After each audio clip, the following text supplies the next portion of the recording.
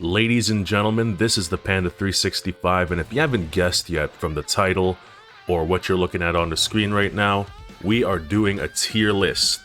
This is a tier list of the Yakuza mainline games. Now, just a couple of notes before we get started. Number one, there will be spoilers, so beware. Alright, so if you haven't played these games yet, I highly recommend you go and play these games before you come back to this video because spoilers will be here. Number two, the PS2 original games will not be on this list because I've never played them. So Yakuza's 1 and 2 on the PS2 will not be on this list. Hopefully, I get to play them sometime in the future. If I can find them, then I will update this list probably in the near future. And number three, these are the games that I've played. So Yakuza 0, Yakuza Kiwami, and Yakuza Kiwami 2, which is a remake of Yakuza 1 and 2. Yakuza 3, 4, 5 Remastered, Yakuza 6, and then Yakuza 7 or Yakuza Like a Dragon. No spin-offs, so Judgment won't be on this list.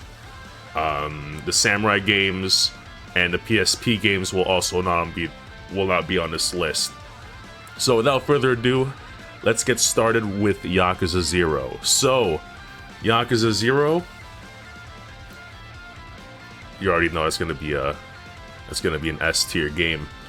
Yakuza 0 is a game that I was interested in, and because I saw it on sale last year, sometime during the summer, I was like, you know what, I'll just pick this game up because I was interested in playing a new open world game, and it introduced me to the district of Kamurocho, and since it was set in the 80s, it gave Kamurocho such a different feel. And I'm playing Yakuza 0 again, and it's kind of shocking now to go back to an 80s style Kamurocho without having the Millennium Tower there and seeing how different the city is. But it's such a good experience. It's such a great experience to go through this game. The story was great. Majima and Kiryu are such great characters. Majima's intro is like the best thing I've ever seen in my life. Kiryu in a lesser Yakuza role before he became the Dragon of Dojima was nice to see. The other characters were also really well done. The lieutenants were great. Makoto was great. Lao Gui was such a good character, was such a good boss fight. All the supporting cast was so good. The combat was so fluid and satisfying. You felt the weight of the hits. Each style felt different, and you can see each style's usefulness. Especially when either you want to go from, clearing out rooms of big enemies or just going one-on-one. You can switch styles on the fly, which could create some satisfying combos. The sub-stories, there's so many of them. There was a lot of content in this game, especially with the mini-games, Cabaret Club, the business mini-game, or the real estate minigame, sorry. It was just a lot of fun to go through. Soundtrack slaps. It's like one of my favorite soundtracks of all time. I listen to the soundtrack multiple times a week. Such a good soundtrack. And like obviously this is an S tier game, man. Alright, let's move on. Yakuza Kiwami. So, the remake for Yakuza 1. It's the story that started everything. The original came out in 2005. What I liked about Yakuza Kiwami, though, is the addition of the cutscenes for Nishikiyama. Because in the original Yakuza, they didn't have those cutscenes where it sort of showed Nishiki's struggles when Kiryu was in prison and struggling to keep line his men, struggling to, save his sister. And it was nice to see how Nishikiyama got to the point of being the main antagonist, because if those cutscenes weren't a part of Kiwami, I probably wouldn't connect to Nishiki so much, because he's such a well-developed character, in my opinion, in this game. Probably one of the most well-developed characters I've seen in the Yakuza series, actually. The combat was the same as Yakuza 0. You had the 3 styles, and then you had the Dragon of Dojima style, which you didn't have to unlock in this game. Yakuza 0, you unlocked it through the real estate business. But in this one, you already had it. But the thing was, in order to upgrade it, you had to do the Majima Everywhere system, which was fun. The Majima Everywhere system was fun. But once you leveled everything up, it sort of got a little bit boring. Just like with Yakuza 0 or pretty much every Yakuza game. There's the sub-stories, the mini-games. Those are really fun. Jingu's boss fight. No. I don't want to relive that. And I'll get to the other boss fight in a little bit, but it's just, that was the one boss fight that really soured me in this game, was Jingu's boss. The soundtrack was alright. It was, you know, Yakuza 1 soundtrack, just in a different light. I prefer Yakuza 1's original soundtrack, to be honest, but there were some slappers in this one. Overall, I like this experience. This was a really great game. Nishikiyama was a great developed antagonist. But I'm putting this right in the middle. This one was a B tier for me. Alright. Yakuza Kiwami 2, the remake for Yakuza 2. This was my first experience with the Dragon Engine.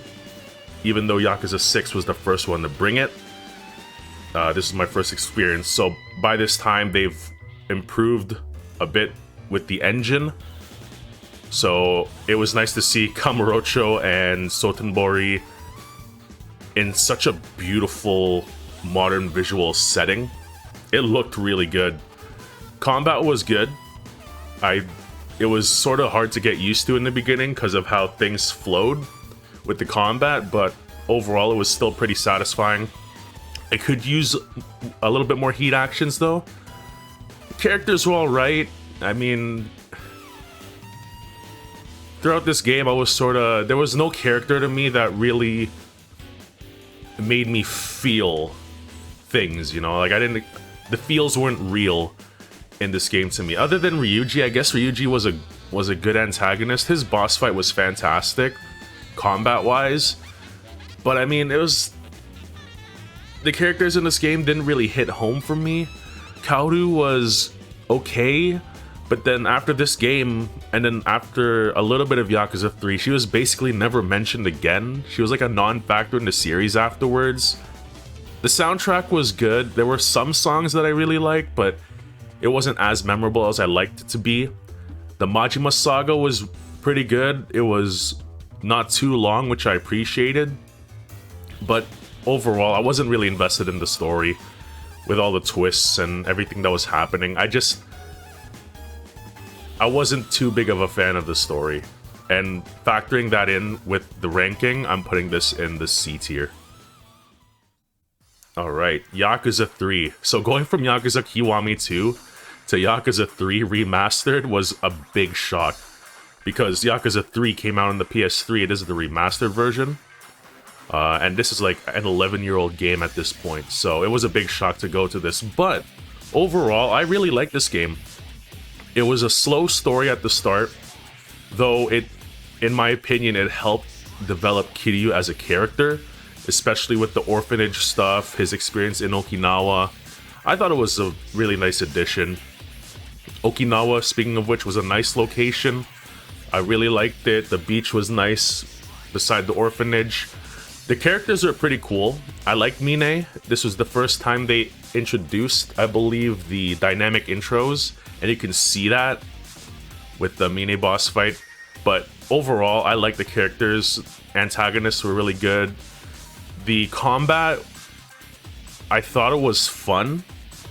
But with the enemies blocking so frequently, it did get pretty annoying. Especially when it came to larger groups of enemies or the boss fights. The blocking could get pretty annoying. But you just had to sort of switch up the way you fought in the game, I guess, because it made me counterattack a little bit more, especially for somebody like me who likes to just rush into the combat all the time. It was just nice to sort of pull it back a little bit.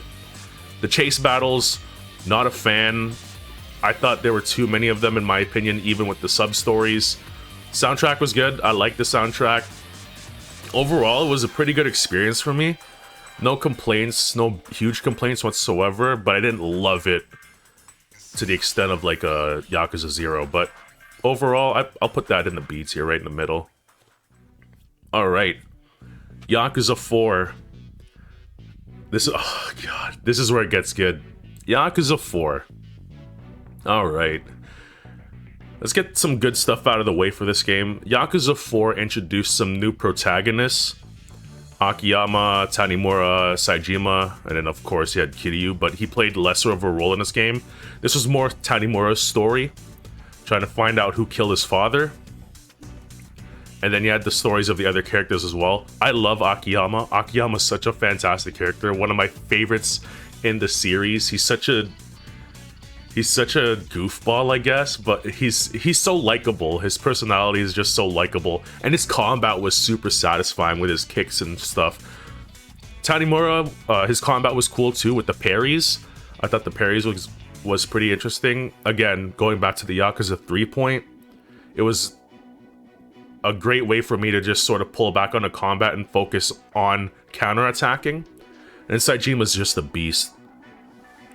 Kamurocho, the additions they made to this game, because every Yakuza game you'll always come back to Kamurocho.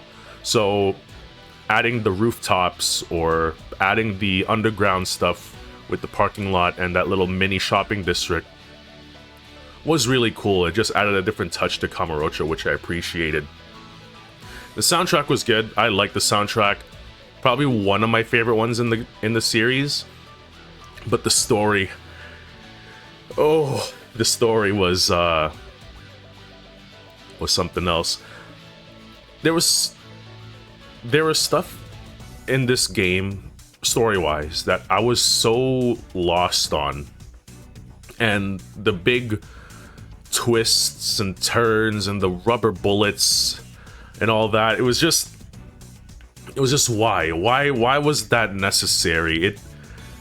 And the other characters, the antagonists especially, Arai, Kido, Munakata, Daigo, I couldn't tell you anything about them. It was just, this game was a mess for me story-wise. It was fun to play, but the story itself was just horrifying at some points, where it's like it just jumbled up and I just fell apart towards the end.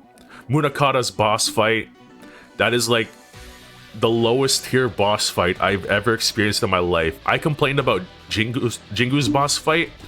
Munakata's boss fight was the worst experience I had in my life. I wanted to leave the room, because after fighting Arai and then Kido and then Daigo, which were okay final boss fights for each character, Munakata's boss fight just sucked the soul out of my body. It was fun to play, but experiencing the story and stuff, Yakuza 4 is in the D tier for me. Yakuza 5. Oh man. Okay. First things first, Yakuza 5. Maybe I'm in the minority side for this one though. Haruka's idol story, her dance battles and the rhythm games, I was a big fan of. I love that part of the game. So if you disagree with me, fight me. It is the best part of the game in my opinion. But anyways, more protagonists. 5 protagonists, just like the title, Yakuza 5. Kiryu, Saejima, Haruka, Akiyama, and Shinada. And each character had their own locations. So Kiryu had Fukuoka, Saejima had Sapporo, Haruka and Akiyama had Sotenbori, Shinada had Nagoya, and then everybody, of course, comes back to Kamurocho. This is a huge game. There's a lot of stuff to do side story-wise.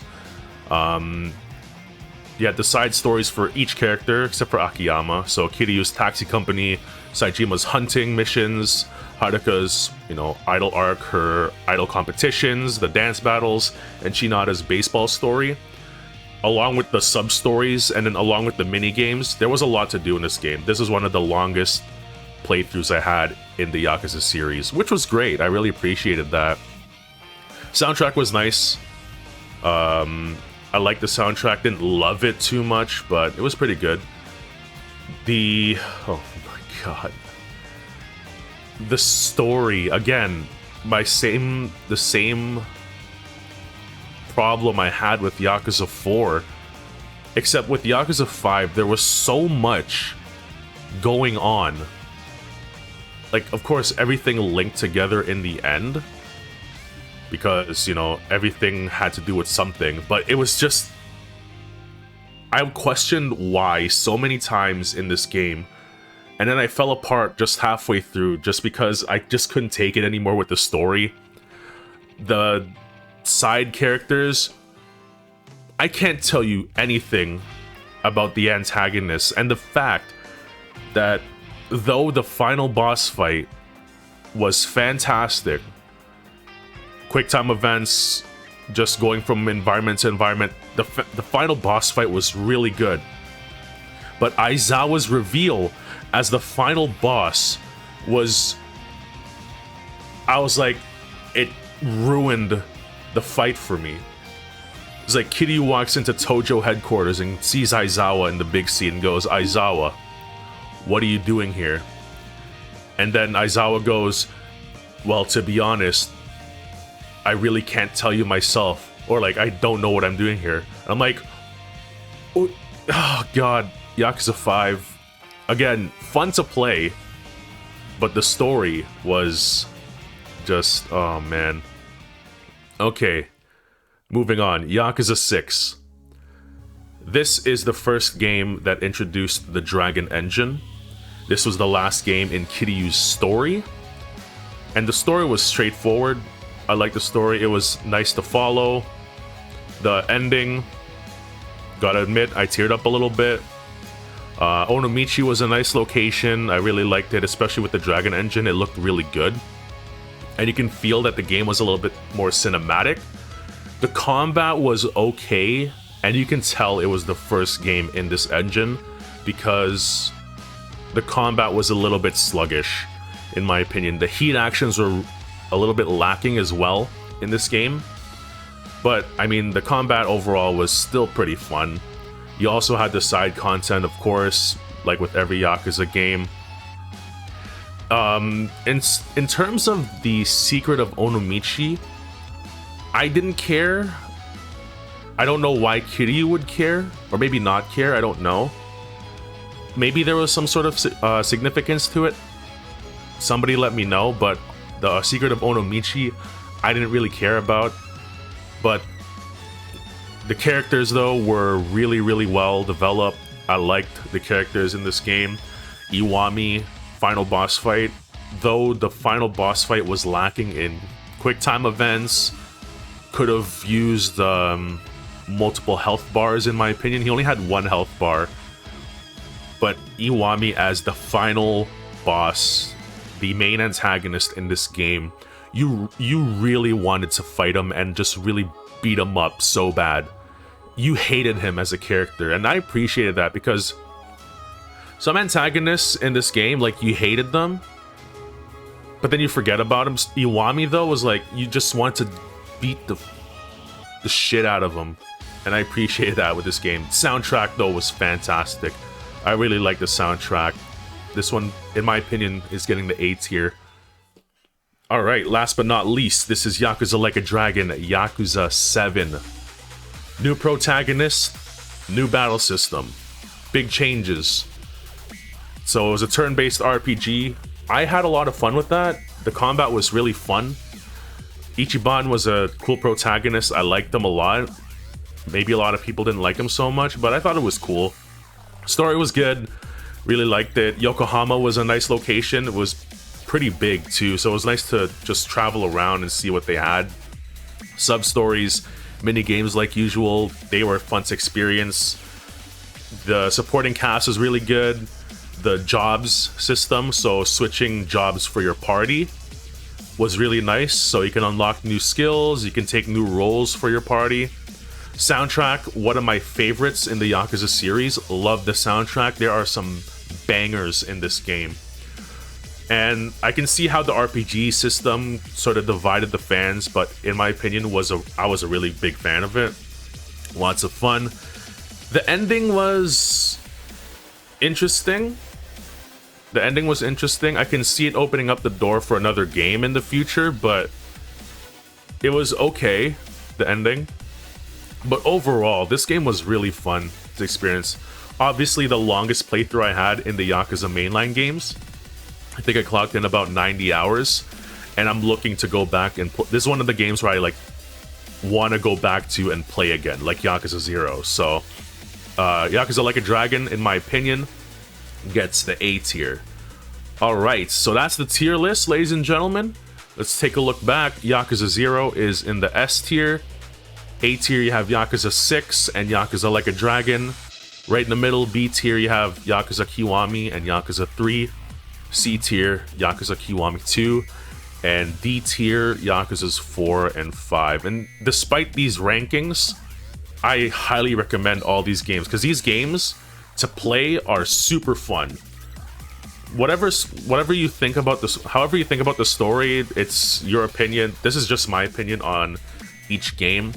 Whatever your personal feelings are, that's totally fine. If you disagree or agree with my list, let me know. What would you put in your own Yakuza mainline games tier list? But I'm planning to play these games again in the future. Like I said, I'm going through Yakuza 0 again, and naturally, because of how I am, I might just end up going from 0 all the way up to 7 in order again. So that's probably going to be another like 200 hours of my life gone, but it's worth it. So, ladies and gentlemen, that is a tier list. If you like more videos like this one where I'm just, ranking shit or just talking in general, let me know. Socials are down below in the description. Ladies and gentlemen, this is the Panda 365, and I am signing off.